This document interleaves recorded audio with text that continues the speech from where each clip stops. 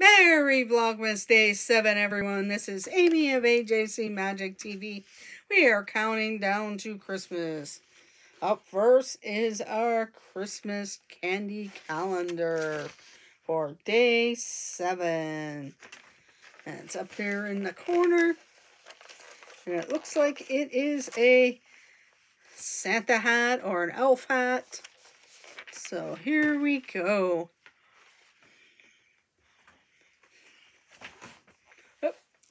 And as we get this, here is our Disney Princess Adventures Storybook Advent Calendar.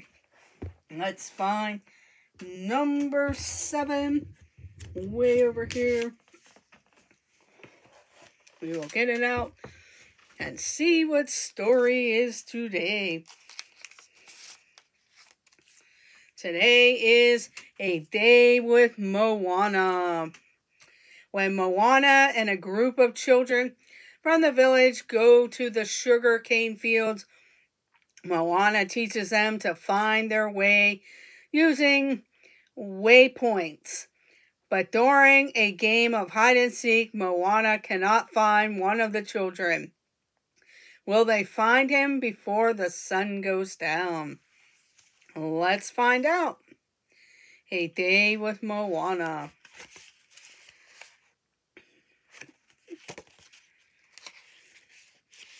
The morning sun rose high over Mototuni as Moana headed through the village.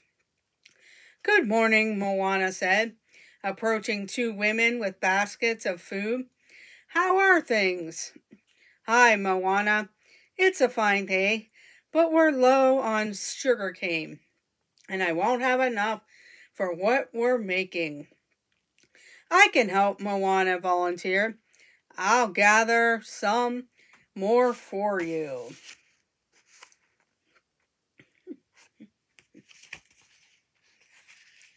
Moana and a group of children from the village set off to find more sugarcane. The forest was full of giant trees, colorful plants, and rocks and boulders of all sizes.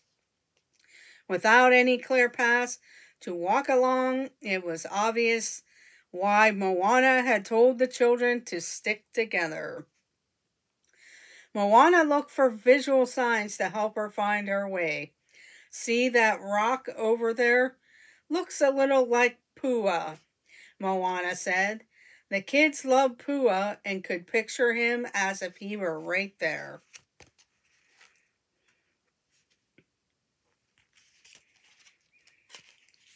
Moana pulled aside some thick green vines, revealing a large grove of coconut trees. "Can we stop for a snack?" Lume asked. "That's just what I was thinking," Moana replied. Lume and Toa scrambled up a tree. They picked the ripest fruits, then tossed them down. After they broke open the coconuts against a rock, they devoured the white meat and drank the sweet water inside. It was a refreshing break.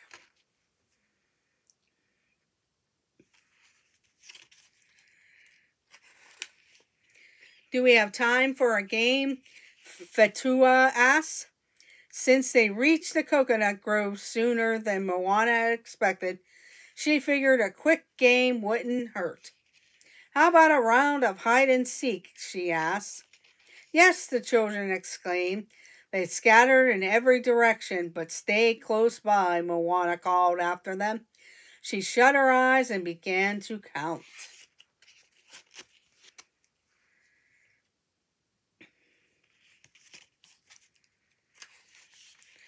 While he was looking for a place to hide, Toa saw a colorful bird he'd never seen before.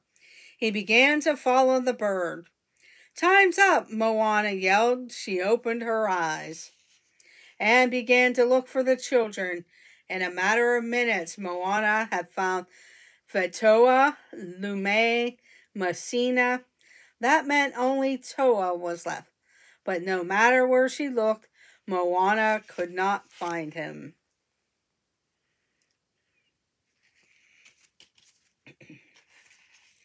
"Good job, Toa. You found the best hiding spot. You can come out now, Moana said. When he didn't appear, Moana was worried he was lost. Meanwhile, Toa had followed the colorful bird all the way back to its nest.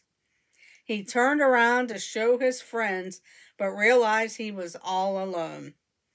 He started to worry, but he remembered what Moana had said earlier, and he sat down and waited for her to find him.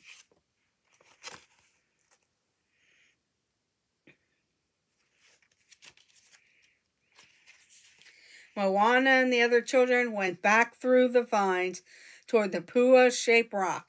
It was there that Moana noticed some bright blue feathers. Maybe he went up this way, she said. They picked up the feathers and continued walking. Not far away, they came upon another clearing, and there was someone familiar sitting on a rock. Toa, Fetatoa cried as Moana hugged him. They were relieved to see him safe and sound.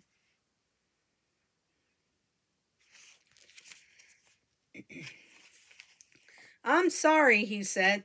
I didn't mean to go off so far. I was following that bird, and it ended up here. He pointed to a nest in a hollow tree. Moana looked up to see a bird with several baby chicks. Toa had stumbled upon a mother bird as she was returning to her family. Well, it looks like everyone is back together again, Moana said, smiling.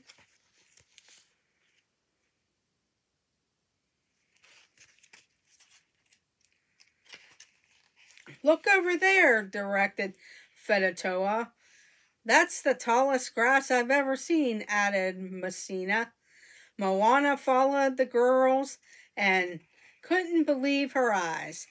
Thanks to their unexpected detour, they had found a shortcut to the sugarcane field.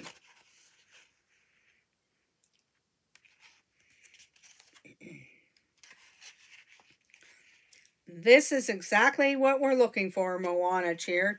She broke off pieces of the sugarcane stalks and passed them to the children, who arranged them in piles. After gathering as much as their arms could carry, it was time to head home.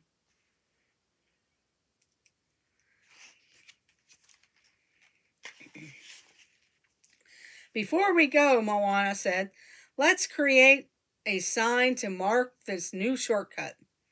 They carved an outline of the bird into the ground with sticks.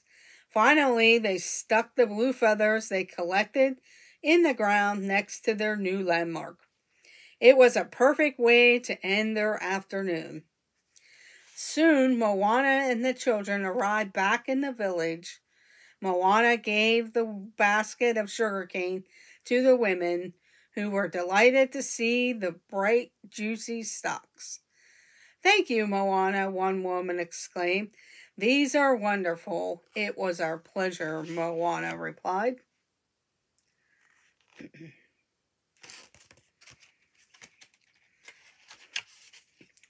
As they said goodbye, Moana gave each child a hungai, pressing her nose against theirs. When I grow up, I want to be just like you, Toa said. Moana was touched. As Grandma Tatala says, you can be whatever your heart tells you. Moana smiled all the way home. Her heart felt as full as a basket of sugarcane.